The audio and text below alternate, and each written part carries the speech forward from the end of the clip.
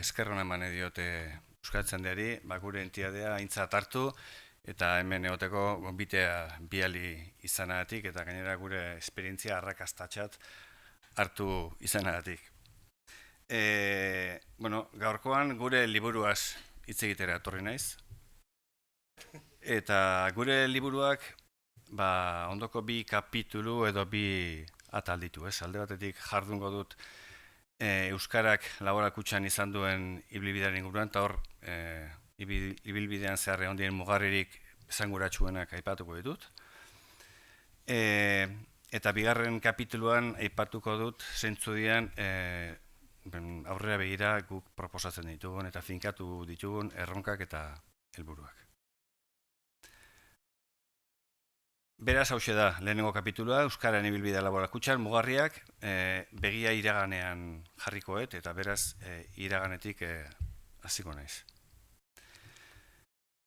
Lehendabiziko mugarria, 1959 duela 60 urte, Jaiozan erakundea, eta Jaiozan entitate euskaldune izateko bokazioarekin. Zorrera egunetik ere garbi gehatu zen Euskariko konpromisoa eta horrela jasota dauka entitateak bere estatutu sozialetan. Izan ere laugarren artikuluak dio Euskara gaztelaniarekin batera lan hizkuntza ofiziala izango dela eta behar dien neurriak hartuko diela horrela ezarriz joan dain. Denbora salto egin dut gehiagi. 1970ean Euskaren normalizazioan aitzindari izan sasoiko lankide aurrezkia eta 11 kultur ekintza bideratu zituen eta babestu zituen, eta baita euskarekin lotako hainbat ekintza eta ekitaldi.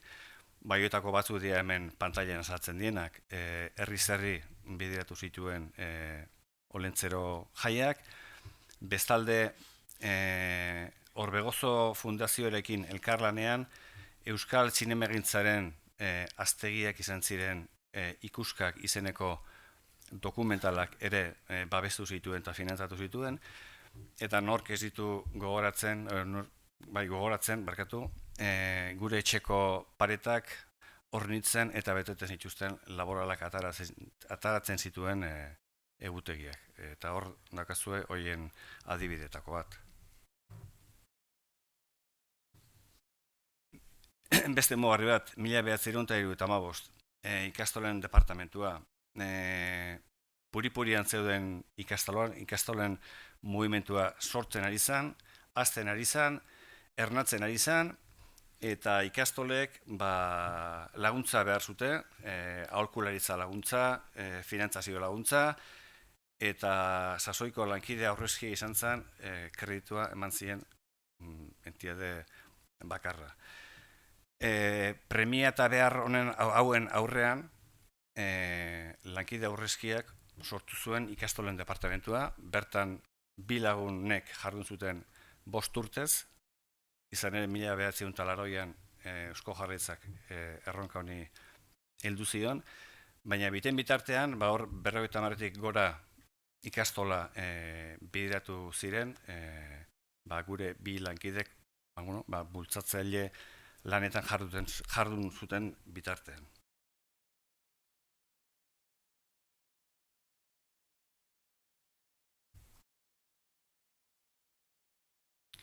Horrela, 1985an Euskara zerbitzua sortu zen.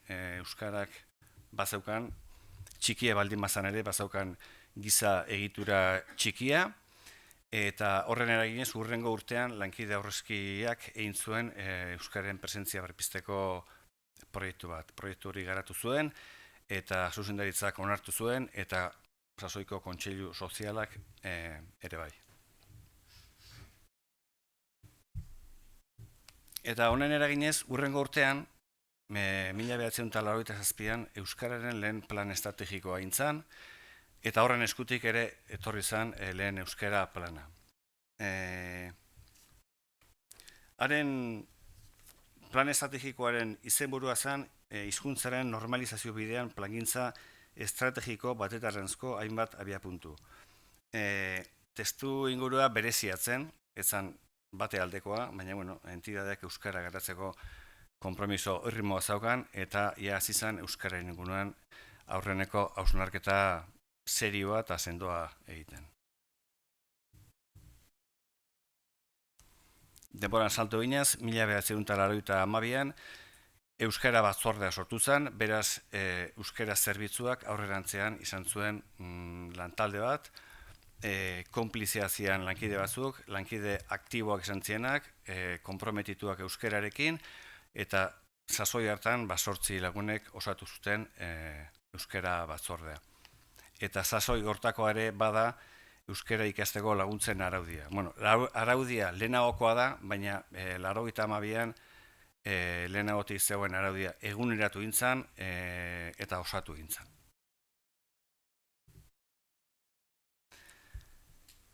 Eta 1985an hizkuntzen korda berri izeneko bigarren euskara plana diseinatu zen, honek 8 urteko bigentzia eta indarraldi izan zuen, beraz bi plan estrategikoekin bat egin zuen.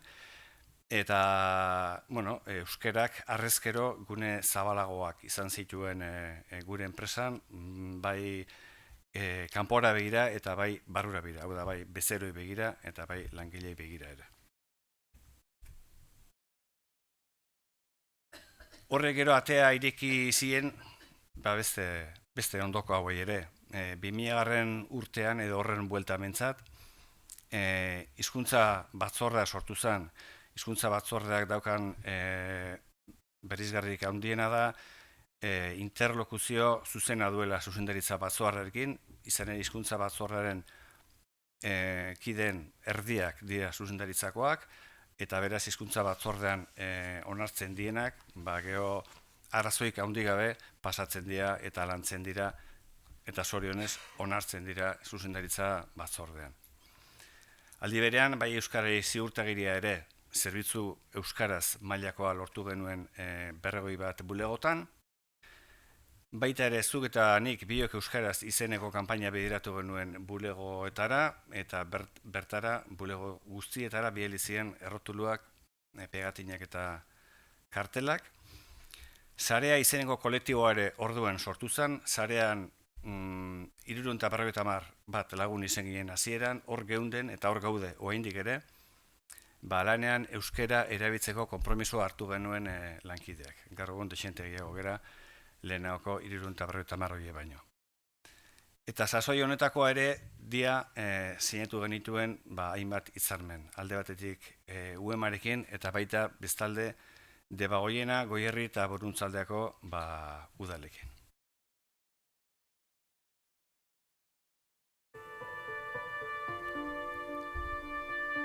Euskaraz ere, naturaltasunez. Laboral kutxa. Telebistako kuña bat, begibistakoa ganez. Izan ere, aurreratu naiz.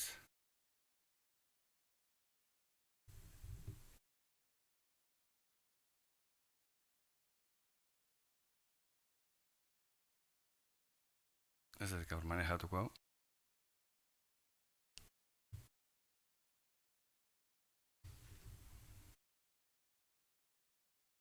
Ez hor bada galdu zeidan zerbait.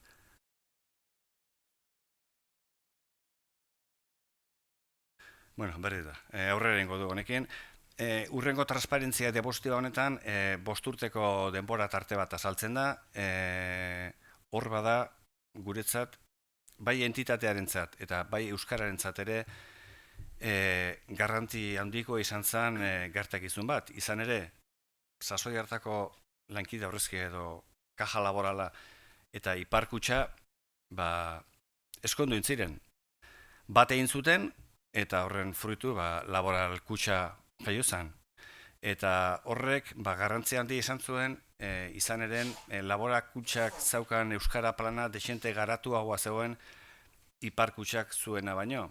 Eta beraz, iparkutxako langileek bat egin zutenean gure enpresan eta gurera sartu zirenean, hor freno bat egon zen, euskara plana moteldu gintzen, eta ajuste batzuk, doikuntza lan batzuk egin behar izan ziren, berriz ere pisa guztiak enkajatu arte.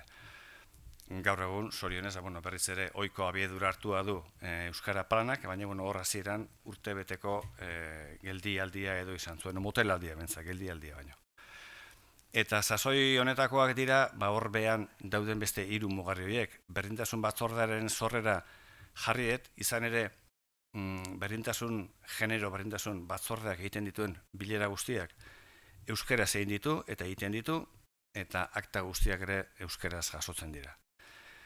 Lehen aipatu dituan ajuste horiek ere pixkat konpontzeko edo, zuzendaritzak ondoko 2 dokumentu horiek onartu zituen. Alde batetik hizkuntza irizpideen eskuliburua, aurrerantzean euskerak eta gaztelerak bazuten modu bat nolabait zehazteko esparro bakoitzean ze tratamentu eman behar zitzaion euskerari eta zelako tratamentu eman behar zitzaion gaztelerari.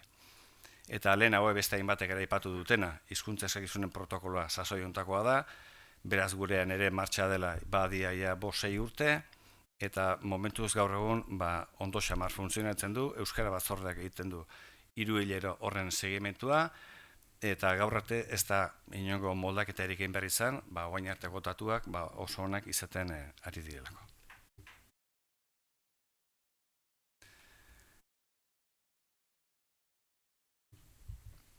Azkeneko urte hauetara etorrita, mugarririk esanguratsuena izango da euskararen kalidade ziurtagiria eskuratu genuela, urte batez Urruneko bankan eta urrezkoa lortu genuen, eta urrengo urtean entitate osoa izan zen urrezko bikain ziurtagiria lortu zuena. Eta horrek bihurtu gintuen lehen finantza entitate izaten merezimendu gorena jaso zuena. B2 helburu izeneko trebakuntza proiektu ambiziotsua ere martxan jarri zen joan den urtean, Euskaraldiarekin ere bat egin zuen enpresak, eta 750 langilek parte hartu zuten Euskaraldian. Eta azkenengo mugarria da Euskararen plan estrategiko berria, oaintxe labatik atera berria, joan den 2019ko ekainaren aldien hasi ginen, eta duela 15 bat egunero amaitu dugu. Eta, bigarren atalerako, bigarren kapitulurako 3 minutu baino ez ditut, behaz, bizkor, zeintzu dien aurrera begira laboralak planteatzen dituen erronkak eta helburuak. Lehen aipatuen Euskara plan estrategikoak 3 urteako bigentzia izango du, 2020 hasi eta 2022 urte arte. Erreferentzia marko estandarraz baliatu ginen honen diseinu egiteko, dakizuen moduan 2 ardaz ditu M honek, alde batik zerbitzu hizkuntza eta bestetik lan hizkuntza. Zerbitzu hizkuntzak 3 erronka ditu, bezeroi euskarazko zerbitzua bermatu eta erabiltzea sustatzea, bigarrena bezeroek laboralakutxako euskararekiko duten pertzepzioa hobetzen jarraitzea, hirugarrena euskararekin konprometitutako erakundea izatea. Helburuak ondoan daude, baina nola denbora gehiago iztagoan, irakorri ez ditut egingo. Hortxe dituzue. Bigarren ardatza lan hizkuntza, hor ere beste 3 erronka daude. Aurrena da euskara erakundeko dinamikan txertatu, eta ondoan ikusten dizue 6 helburu nagusi.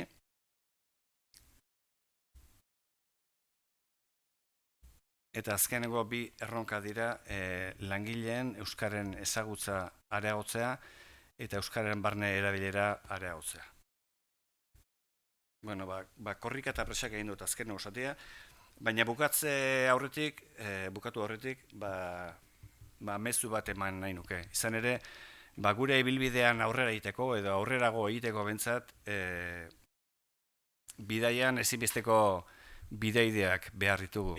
Gure bulegoetan, gure Urruneko bankan, idatziz eta gure gana euskerazko zerbitzua eskatzera eta ezigitzera datozenak. Berak, zuez horietakoak baldin mazarete, zorionak ez baldin mazarete, joan zaitezte gure bulegoetara, eta mesedez pixkat estutu, ze horrek benetan lagunduko digu euskara garatuego egon dain gure enpresa. Besteik ez, eskerrik asko.